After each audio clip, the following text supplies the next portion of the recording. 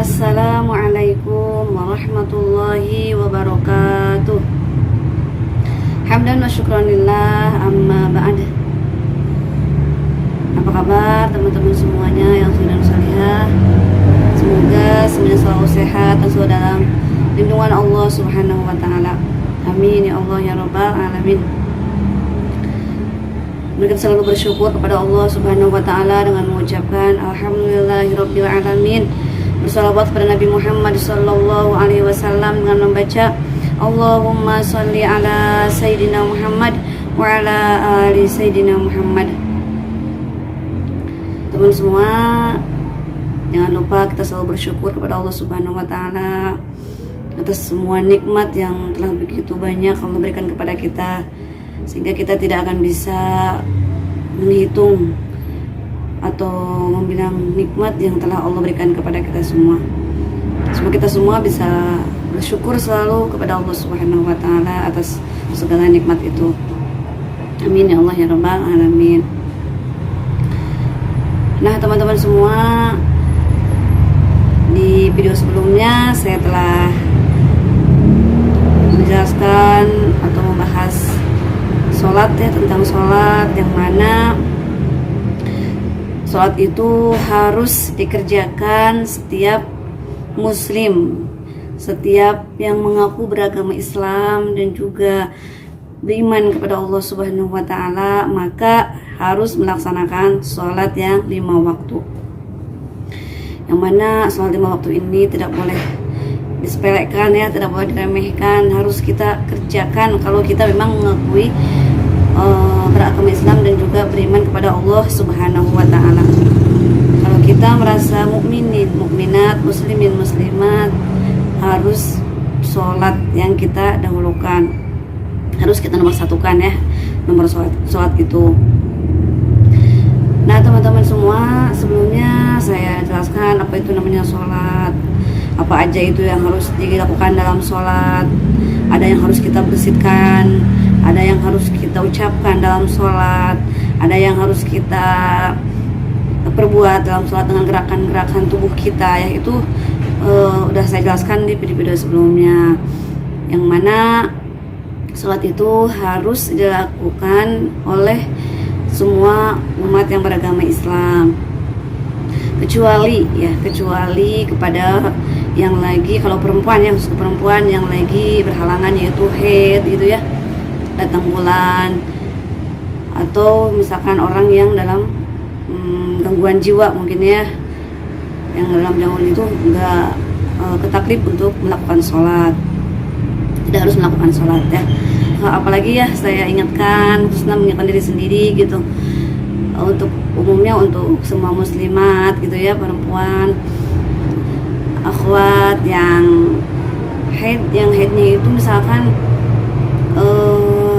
berapa hari gitu, tapi biasanya kalau udah darah haid gitu, kita suka kayak nanti dulu gitu ya, karena malas gitu ya untuk melaksanakan bersuci gitu ya, untuk mandi besar gitu setelah habis haid gitu.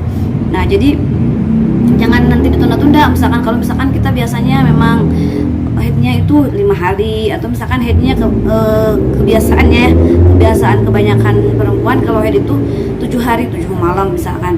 Nah, itu jangan ditunda-tunda. Kalau misalkan emang udah 5 hari gitu, misalkan udah gak ada ya, udah gak ada gitu, jadi misalkan udah harus suci, jadi ini nunggunya lama banget, berapa waktu sholat kita nggak suci gitu. Nah, itu kita jangan terlalu berleha-leha, apalagi kita nanti males, takutnya nanti memang males untuk mengqadha gitu ya, mengqadha sholat. Jadi boleh sih nunggu, misalkan kita kalau memang takutnya biasanya kita 7 hari, ini baru 4 hari belum keluar misalkan ya. Tapi kalaupun suci nggak apa-apa, kalau misalkan ada lagi nanti berarti kemarin sebenarnya masih haid gitu. Cuma kalau terlalu lama sampai 2 hari gitu ya, nunggunya ya enggak juga gitu ya, boleh. Apalagi kita yang biasanya emang 5 hari, ini sampai 9 hari, 10 hari, karena ya malas untuk mandi gitu ya, karena udah biasa keenakan gitu ya dengan haid gitu ya, dengan haidnya gitu. Jadi jangan sampai seperti itu, karena kalau kita memang sudah seharusnya mandi, berarti kita itu kayak seperti meninggalkan sholat gitu, berapa waktu orang harus kita hitung nanti setelah kita bersih dari darah haidnya itu gitu. Jadi yang saya ingatkan di sini, kalau misalkan kita biasanya cuma 5 hari atau 7 hari, yang jangan dilebihkan dari itu. Pokoknya kalau kita bersihnya tuh kayak udah tunggu aja 2 waktu sholat, misalkan dari isya sampai subuh, itu tunggu aja sampai besok misalkan. Tunggu, kalau misalkan kita lihat, misalkan kalau kita nggak bisa lihat, boleh ke apa, maaf ya, kita ada kapas sedikit gitu, kita lihat sedikit di bagian yang memang keluar darah itu gitu, supaya memastikan bahwa memang kita itu udah bersih atau belum gitu, biar kita mau nggak yakin gitu untuk mau mandi besarnya gitu, mau bersuci dari haid itu gitu. Jadi jangan keenakan ya gitu. Jadi karena kalau kita seperti itu kebiasaan, nanti kita malas untuk mengqadha. Ya udah, sucinya harusnya udah gak ada itu 2 hari yang lalu misalkan, udah harus mandi besarnya, karena udah bersih gitu, tapi kita mandinya itu ditunda-tunda gitu ya. Nah itu kita biasanya malas mengqadha gitu ya, apalagi untuk perempuan gitu ya, hati-hati malas mengqadhanya, padahal nauzubillah ya, itu nanti kita takutnya memang meninggalkan sholat gitu ya.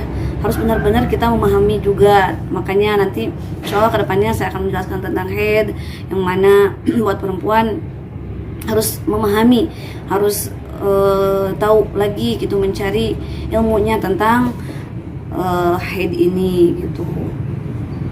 Itu ada berapa hari, batasan-batasannya itu ada, galib-galibnya ada berapa hari, paling sedikitnya berapa hari, paling besarnya berapa lama gitu, berapa hari, berapa malam gitu. Nanti ada itu hitungan-hitungan batasan haidnya gitu. Jadi jangan sampai kita nggak mengetahuinya, apalagi perempuan gitu. Makanya yuk kita dahulukan untuk masalah peribadahan kita, apalagi menyangkut untuk sholat kita gitu ya. Nah tapi suami juga gitu ya, harus mengingatkan gitu kepada istrinya, mengingatkan kalau yang udah punya istri gitu ya, para ikhwan juga gitu harus mengingatkan saudaranya, mengingatkan istrinya, mengingatkan kerabat, handai taulan semuanya gitu, ingatkan untuk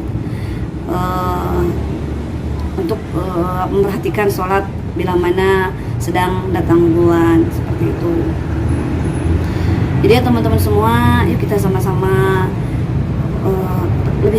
pentingkan dulu urusan ibadah kita, yang memang ini Allah telah perintahkan kepada kita masing-masing, hukumnya fardu ain, tidak boleh tidak, harus kita laksanakan.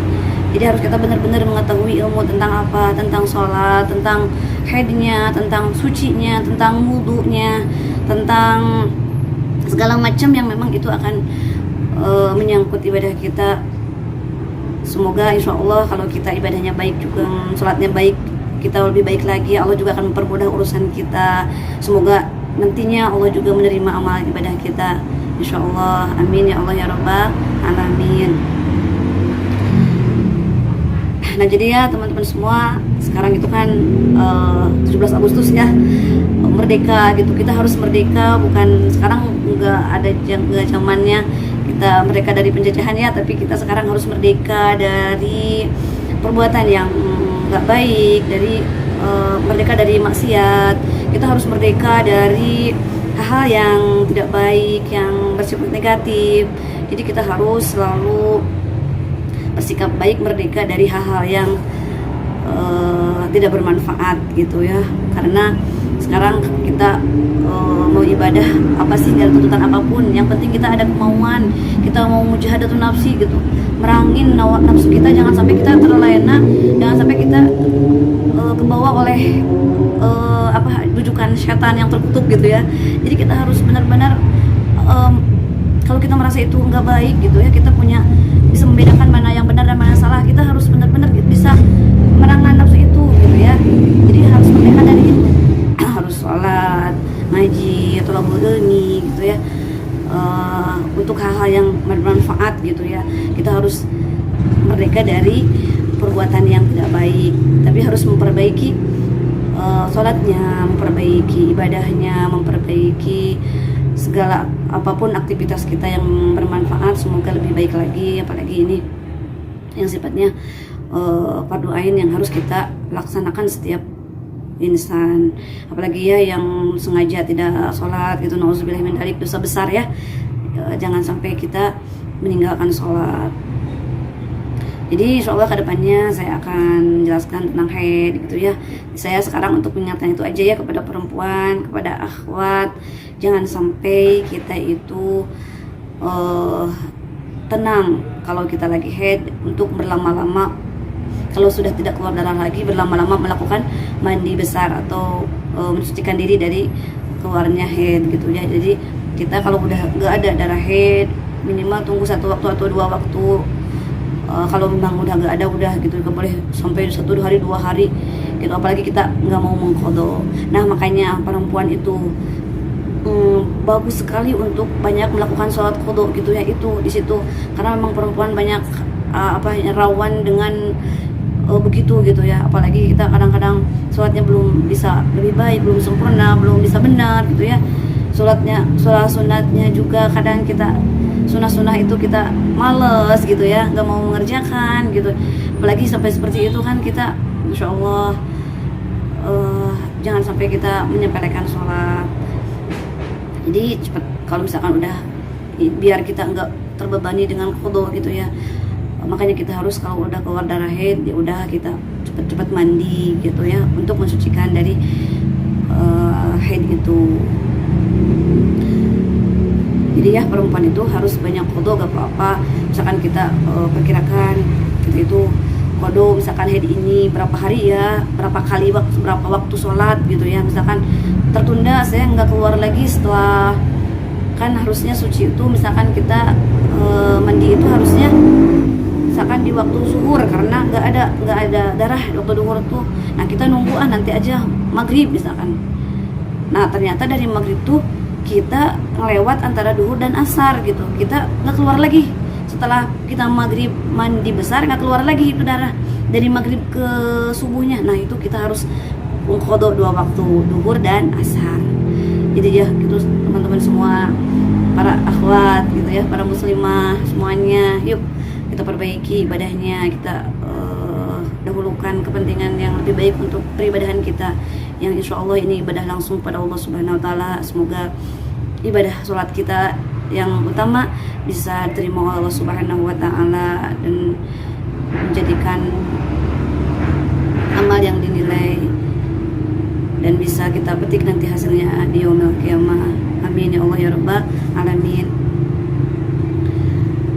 Karena kita ibadah itu ya karena lillahi ta'ala, harus memang perintah Allah Subhanahu Wa Taala, dan oleh karena itu kita juga perbaiki sholatnya, perbaiki ibadah yang lainnya supaya kita diridhoi dalam ridhonya Allah selalu. Amin ya Allah ya Rabbal alamin. Nah gitu aja teman-teman semua, karena kepanjangan juga ya kalau udah ngaceng-prak ini gitu ya.